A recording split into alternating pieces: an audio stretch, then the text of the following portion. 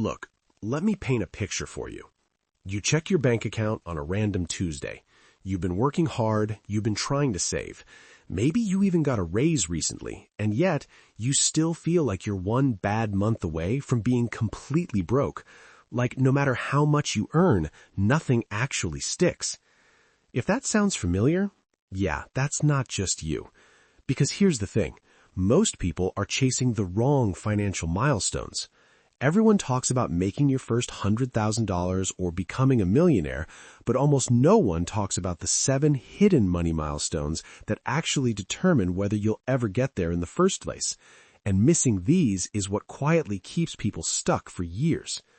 My name is Alex, and I spend way too much time thinking about 7 hidden money milestones no one talks about until it's too late. If you're someone who feels like you're working hard but not getting ahead financially, make sure to hit the subscribe button and give this video a thumbs up if this helps you out. All right, let's start with the first one. Milestone number 1 is your first $1,000 saved. And I know, that doesn't sound impressive. You might be thinking, $1,000? That's nothing. But here's what most people don't realize. This isn't a money milestone. It's a behavior milestone. Because according to multiple surveys, nearly 60% of people can't cover a $1,000 emergency without going into debt. Think about that for a second. That means more than half of people are living in a constant state of financial fragility.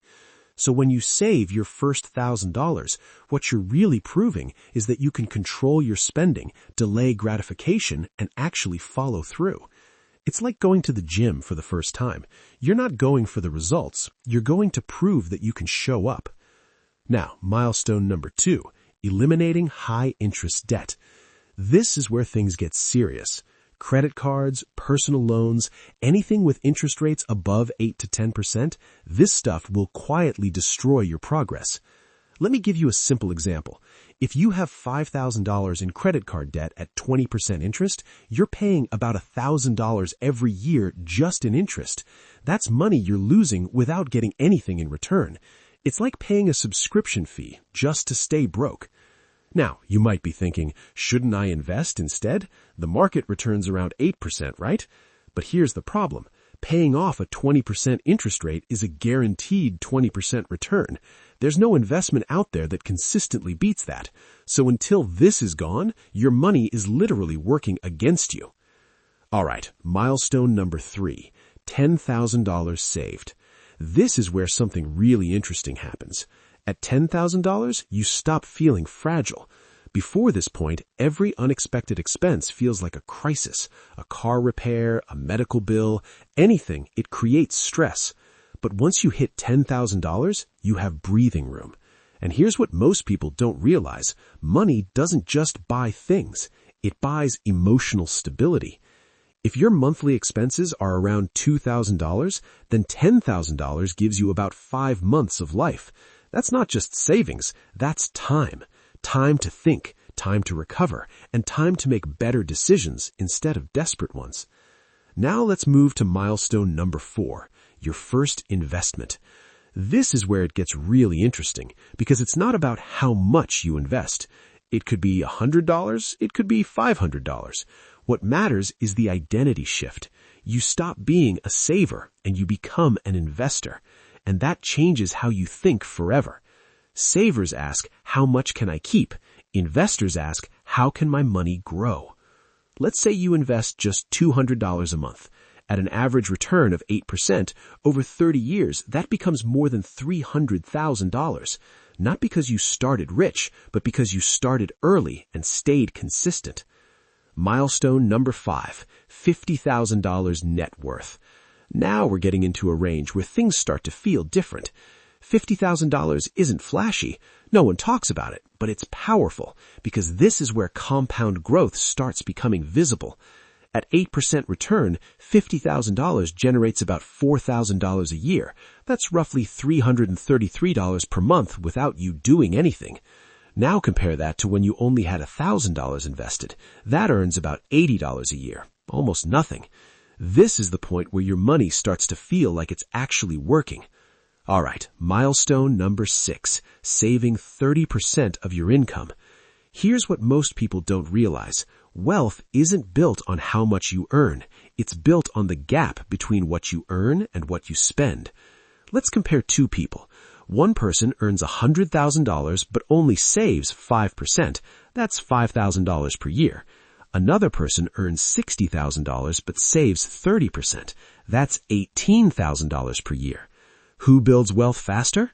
Every single time it's the second person, because your savings rate determines your speed. Now, I know what you might be thinking. Saving 30% is impossible.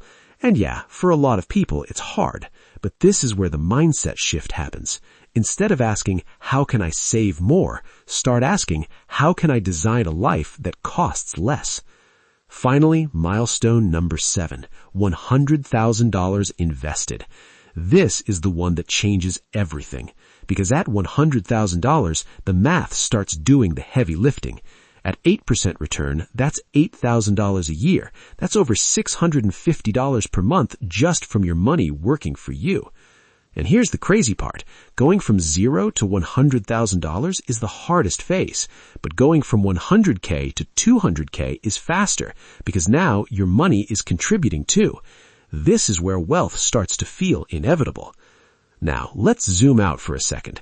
None of these milestones are flashy. No one celebrates them, no one posts about them on social media, but these are the real checkpoints that determine your financial future.